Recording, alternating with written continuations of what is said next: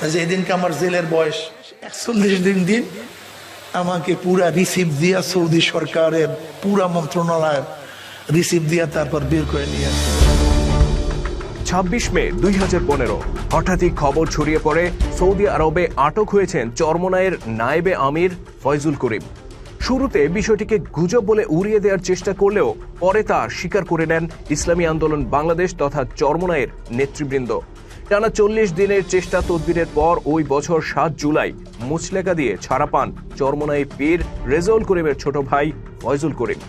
কিন্তু একজন বিশিষ্ট আলেম এবং একই সাথে বাংলাদেশ ভিত্তিক একটি ইসলামী সংগঠনের দ্বিতীয় সর্বোচ্চ নেতা হওয়া সত্ত্বেও সৌদি আরবের মতো একটি দেশে তাকে কেন আটক করা হয়েছিল?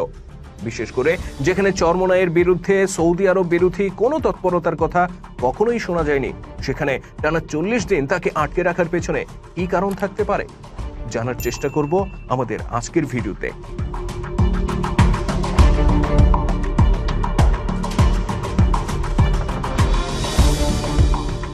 ২০১৫ সালের ২৬ মে সৌদি আরবের রিয়াদে একটি মাহফিল থেকে বয়ান করে বের হওয়ার পথে রাত প্রায় ১২টার দিকে ফয়জুল করিমকে আটক করে দেশটির গোয়েন্দা পুলিশ। আটকের পর তাকে নিয়ে যাওয়া হয় নিকটস্থ থানায়, জিজ্ঞাসা করা হয় নানা বিষয়ে। ফয়জুল করিমের উত্তরে সন্তুষ্ট হতে না পেরে তাকে হেফাজতে রেখে দেয় দেশটির পুলিশ। মুহূর্তের মধ্যেই খবরটি ভাইরাল হয়ে যায় সারা বাংলাদেশে। পত্রপত্রিকা আর ওয়েব পোর্টালগুলোতে আসতে থাকে একটার পর একটা সংবাদ। মধ্যপ্রাচ্যে বাংলাদেশি কমিউনিটিতেও ব্যাপক আলোচনার জন্ম দেয় এই ঘটনা।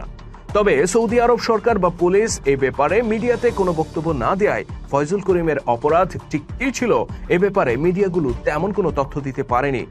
বিষয়টি জানার পর থেকেই ফয়জুল করিমকে ছাড়িয়ে আনার চেষ্টা করতে থাকে সৌদিতে অবস্থানরত চরমোনাইপন্থী নেতারা।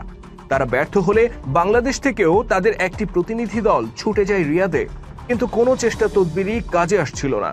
দিনের পর দিন, সপ্তাহের পর সপ্তাহ কেটে যেতে থাকে।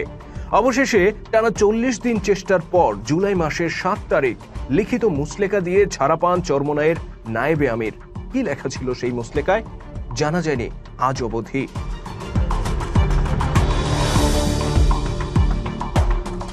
তবে একটা কথা অস্বীকার করার উপায় নেই, ওই সময় ফয়জুল করিমকে ছাড়িয়ে আনতে যত চেষ্টা আর শ্রম দিয়েছিল চরমোনাইয়ের নেতারা, তার চেয়ে অনেক বেশি করেছে